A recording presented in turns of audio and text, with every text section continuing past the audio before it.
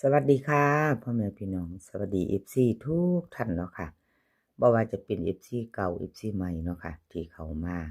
รับชมรับฟังทางช่องของเจตาพารวยเนาะค่ะในทางช่อง YouTube เนาะครับขอบพระคุณเป็นอย่างสูงค่ะพอกันมื้อนี้เจตาก็จะวางแนวทางของลาวพัฒนาค่ะเห็นอยู่นี่ประวัติของดาดาพารวยคนสวยในช่องค่ะดาดาพารวยคนสวยในช่องลาวพัฒนา3ตัวออก48074เพิ่นวิ่งรูดมีไผวิ่งไผรูดไผตามดาดาพารวยมาเนาะค่ะพี่น้อง8บน7ล่าง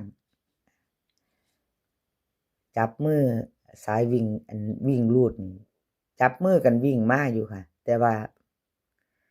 อยู่ข้างหลังอยู่ข้างหน้าบ่เป็นคู่เนาะ บ่แม่นคู่มาเด้พี่น้องจับมือแต่ว่าผู้หนึ่งอยู่หน้าผู้หนึ่งอยู่หลังแหม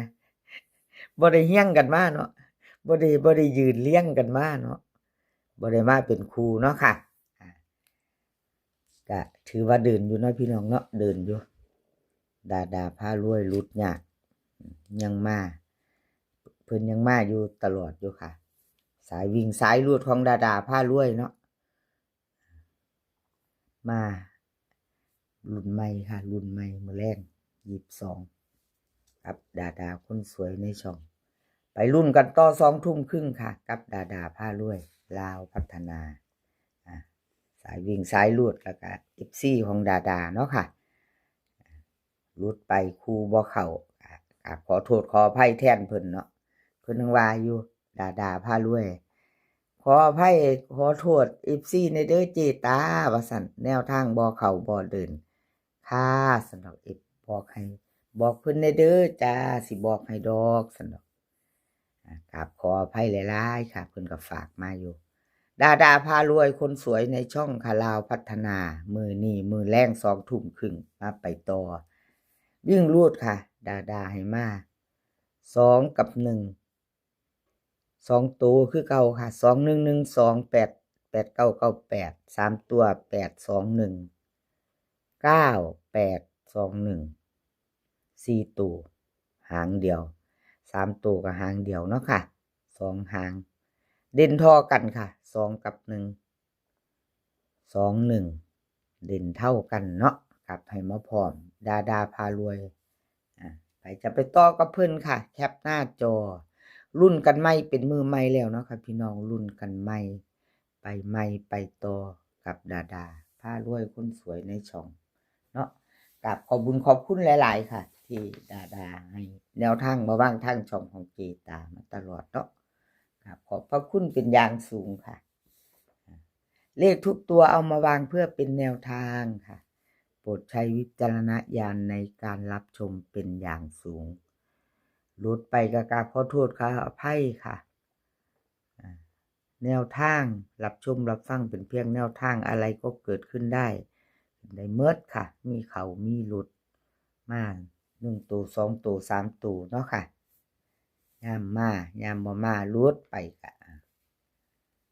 เป็นเพียงแนวทางเนาะค่ะอันเข้ามาได้ก็ดีใจค่ะได้โชคได้มานได้ตามก็ดีใจไปต่อค่ะแคปหน้าจอดาเราไปต่อมาหลัก10เดินดีมาแล้วค่ะพี่น้องหลัก10เดินดีมาแล้วขอโทษขออภัยเลขประกบเนาะค่ะ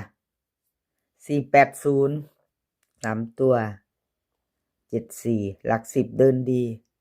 เด่นหลัก10บน1บ่มาเนาะค่ะล่าง7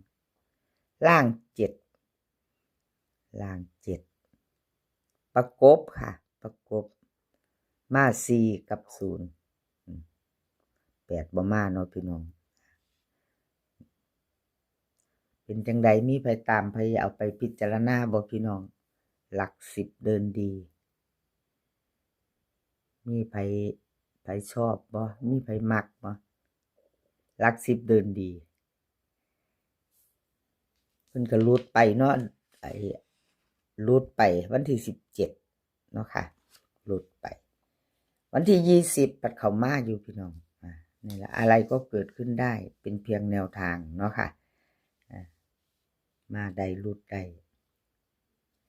ลาวพัฒนามาไปต่อใหม่ของหลัก10เดินดีของหลัก10เดินดีไปใหม่ไปต่อลาวพัฒนาวันที่22ค่ะหลัก10เดินดีเด่นหลัก10บนล่างบน6ล่าง3ค่ะหลัก10บนเป็น6หลัก10ล่างคือ3เด่นหลัก10เด่นหลัก10เนาะค่ะเลขประกบค่ะเลขประกบ8 5กับ1ประกบใส่กันจับใส่กันชอบตัวใดเนาะพี่น้องพิจารณาเอาเนาะเอาที่เฮามักเฮาชอบล่ะค่ะเอาที่เฮามักเฮาชอบ68 65 61 31 35 38เนาะเป็นไปได้ชอบตัวใดบนล่างเนาะค่ะเด่นหลัก10เป็นบนเป็นล่างค่ะพิจารณาเอาเด้อค่ะพี่น้องพิจารณาเอาชอบก็จัดขัดก็ผ่านเนาะค่ะมักเขาก็จังแคปหน้าจอไว้ไปรุ่นจับใส่กันถ้าชอบเนาะหลัก10เดินดีเด่นหลัก10นี่เลขประกบแคปหน้าจอค่ะแคปหน้าจอใครจะไปต่อกับเจตาลาวพัฒนาหลัก10เดินดีเนาะค่ะหลัก10เดินดี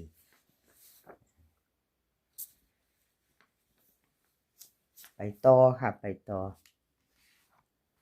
น้อยนำโชคน้อยนำโชควันที่20ที่ผ่านมาเนาะค่ะ20ที่ผ่านมาเป็นจังไดเนาะหลุดไป2งวดแล้วเด้อค่ะน้อยนำโชคชัดเจนจักงวดก็ต้องให้เบิ่งอยู่เนาะค่ะ2-3งวด4งวดแล้วก็2งวด3งวดเนาะเบื้องละไอ้ประวัติเพิ่นนะประวัติเพิ่นน้อยนำโชคลาวพัฒนา3ตัวที่20ที่ผ่านมา48074บ่เดินไม่มาเนาะค่ะเจตาเป็นกำลังแรงใจให้เด้อค่ะน้อยนำโชคเป็นกำลังใจให้เสมอเนาะค่ะหลุดแล้วก็หลุดเลยแนวทางน้อยนำโชค22มาใหม่ไปต่อค่ะไปต่อมื้อนี้เป็นมื้อใหม่เนาะลุ้นกันใหม่กับน้อยนำโชคFCน้อยนำโชคเตรียมแคปหน้าจอเราไปลุ้นกัน2 ทุ่มครึ่งกับเพิ่นเนาะค่ะ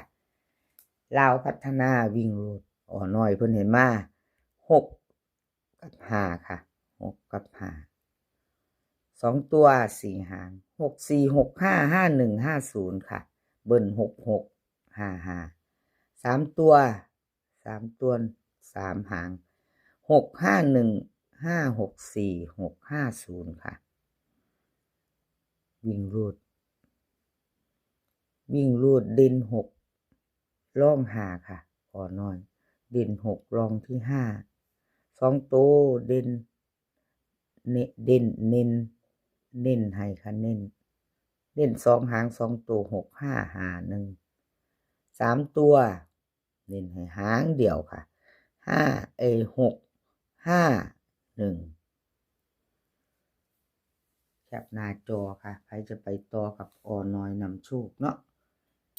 ครับขอบคุณน้อยนำโชคหลายๆเด้อค่ะที่ให้แนวทางมาบ้างทางช่องเนาะค่ะครับขอบพระคุณเป็นอย่างสูง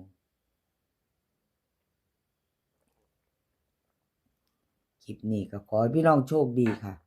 โชคดีมือแรงลาวพัฒนากับน้อยนำโชค